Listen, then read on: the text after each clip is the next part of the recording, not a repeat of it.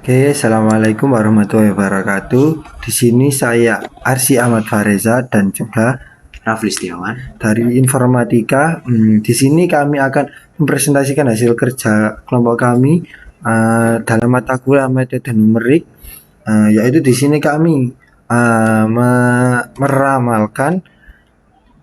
Di sini kami meramalkan jumlah pengguna moda transportasi kereta api di Pulau Sumatera dengan metode curve fitting. Kemudian untuk latar harganya sendiri, karena sekarang kereta api menjadi transportasi favorit, salah satu transportasi favorit di masyarakat Indonesia, terutama di Pulau Sumatera. Jadi kami mengambil studi kasus ini, dan juga faktor kedua yang menjadikan kereta api transportasi favorit, yaitu karena sekarang sudah mengalami banyak perkembangan di kereta api itu sendiri.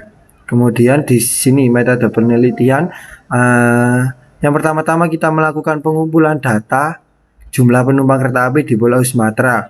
Untuk datanya sendiri kita berasal dari websitenya BPS, Badan Pusat Statistik. Kemudian langkah yang kedua, kita mengelola jumlah data penumpang tersebut, lalu kita menentukan nilai konstanta A dan juga B, lalu kita hitung data jumlah penumpang kereta api di Pulau Sumatera itu sendiri, dan yang terakhir kita menganalisis data hasil perhitungan menggunakan metode curve fitting. Oke, selanjutnya untuk hasil dan pembahasan. Di sini ini adalah tabel penumpang kereta api pada tahun 2020 sampai tahun 2022 di Pulau Sumatera. Dari bulan Januari sampai bulan Desember. Tapi untuk 2022 di sini kami belum tersedia. Terus lanjut jumlah, ini untuk jumlahnya sendiri. Lanjut langsung kita ke pembahasan. Oke. Di sini keterangannya sendiri untuk XI ini adalah bulan dari tahun 2020 sampai 2022. Kemudian untuk YI ini adalah jumlah penumpang setiap bulannya. Selanjutnya, Oke, dari hasil perhitungan tadi, kita misalkan key log X. Key ini sebagai log X. Misal satu kita logkan jadinya hasilnya 0 dan seterusnya. oke. Sesuai nilai dari X Siap. atau per bulannya. Nah, di sini dan ini adalah jumlahnya. Jumlah dari keseluruhan log X ini, perhitungan log X, Oke. kita jumlahkan. Nah, setelah itu kita hitung log Y-nya. Nah, log Y ini dimisalkan menjadi P. Nah, ini adalah hasil perhitungan dari P log Y-nya. Jadi kita logkan jumlah penumpang per bulannya. Nah, setelah itu kita mencari QP-nya. QP ini maksudnya adalah Q dikali P dari hasil hitungan log X tadi dikalikan sama hasil perhitungan log Y. Lanjut. Nah, di sini kita hitung Q kuadratnya. Q dari log X kuadrat. Nah, setelah itu kita menghitung nilai Y-nya. Nah, nilai Y ini didapat dari rumus jumlah YI, ya. Jumlah YI dibagi N. N-nya itu jumlah data. Jadi kita kan menghitung 35 bulan. Jadi N-nya 35. Jadi sigma YI ini kita dapat dari jumlah penumpang, semua penumpang di sini itu dibagi 35. Jadi hasilnya 29,485. Nah, setelah itu kita menghitung Q-nya. Nah, Q ini didapatkan dari rumus sigma QI. Nah, ini itu dibagi 35 Jumlah data atau jumlah datanya. Nah, setelah itu kita hitung, kita cari P-nya. P-nya ini permisalan dari rumus jumlah PI. Nah, di sini log Y. jumlah P itu dibagi 35 juga. Nah setelah itu baru kita Cari B. mencari B-nya. Nah rumus dari kita misalkan B besar ini dengan rumus nilai data ya 35 dikali sigma Q dikali P yaitu 91,766. Nah itu dikurangi oleh sigma Q ini yaitu 40. Setelah itu dikali log P nya ini, jumlah log P yaitu sigma P gitu ya. Nah setelah itu dibagi dari hasil N. Nah N nya ini kan 35 terus dikali 35 dikali Q kuadrat. Nah di Q kuadrat ini jumlah ini ya sigma.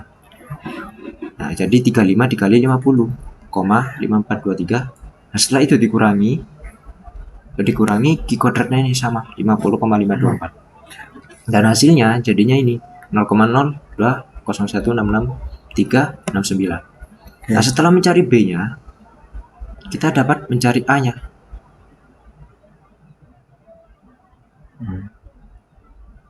Nah untuk rumus dari A ini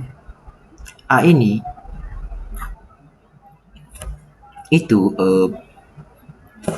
di permisalan A ini kita bisa dapatkan dari rumus P dikurangi B setelah itu dikali Q dan hasilnya 2,4552. Nah A ini kita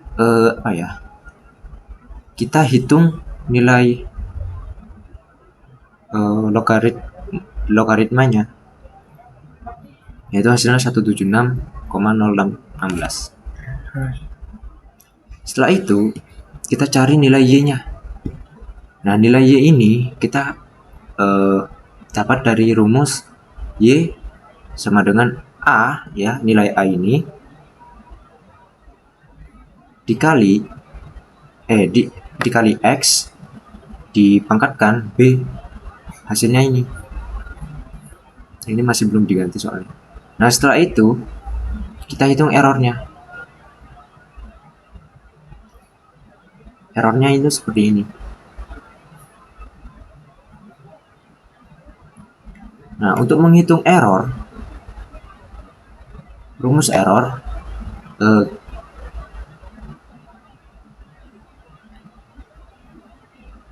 jadi nilai Y yang di sini itu dikurangi nilai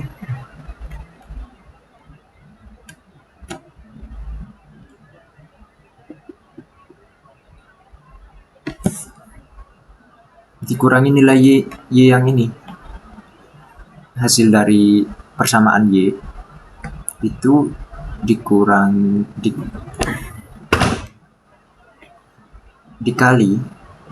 Y atau jumlah penumpang itu dikali persamaan Y ini.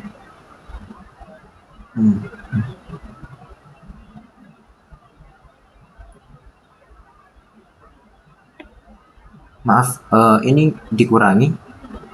Jadi jumlah penumpang tadi dikurangi persamaan Y sama dengan A kali B, jadi AX dipangkatkan B.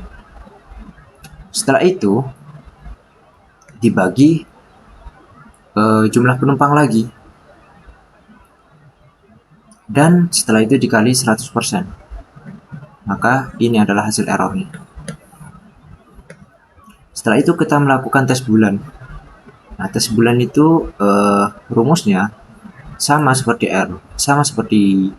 persamaan ini, tapi X-nya itu untuk bulan depannya. Misal ini bulan ke-35 yang 1890, nah ini X-nya diganti jadi 36 dan seterusnya. Nah dari hasil pembahasan tadi, dari perhitungan di atas, maka diperoleh jumlah penumpang kereta api di Pulau Sumatera itu mengalami peningkatan sebesar 1,12748 atau bisa dikatakan meningkat cuma 1, dan rata-rata error sebesar 1,5833. Oke, lanjut untuk grafik data penumpang kereta api. Nah, untuk grafik data penumpang kereta api sebelumnya untuk ke bulan ke-1 ini masih ada di puncak nih, 600 lebih lah. Setelah itu menurun karena ada pandemi. Ini untuk bulan kelima, 2020 bulan kelima. Jadi pada bulan Mei itu lagi ada pandemi, makanya jumlah penumpang itu menurun drastis. Nah, setelah itu eh, pandemi udah mulai surut, maka akan naik lagi. Nah, setelah itu ada pandemi COVID Delta kalau nggak salah. Nah, varian baru Delta jadi merosot lagi ke bawah lagi pada bulan ke-20 ini. Setelah itu udah ada vaksin, jadi pandemi udah mulai surut lagi. Jadi mulai naik lagi terus. Oke, selanjutnya kesimpulan dari tadi bahwa metode curve fitting dapat digunakan untuk meramalkan data penumpang kereta api dari tahun 2020 tadi sampai 2022, juga dapat digunakan untuk meramalkan pada tahun-tahun berikutnya, jadi untuk sampai 2025, 2030 lah. Lanjut, yang kedua, hasil dari peramalan menggunakan metode curve fitting menunjukkan adanya peningkatan penumpang pada bulan November tahun 2023 atau November tahun depan, sehingga dapat dijadikan acuan oleh pihak kereta api agar bisa menambah armadanya atau gerbongnya agar penumpang tidak berdesak-desakan, dan juga bisa memperbaiki fasilitas yang kurang memadai sehingga nyaman digunakan oleh para penumpang. Oke, itulah presentasi dari kami. Mohon maaf apabila ada salah atau tidak pahamnya.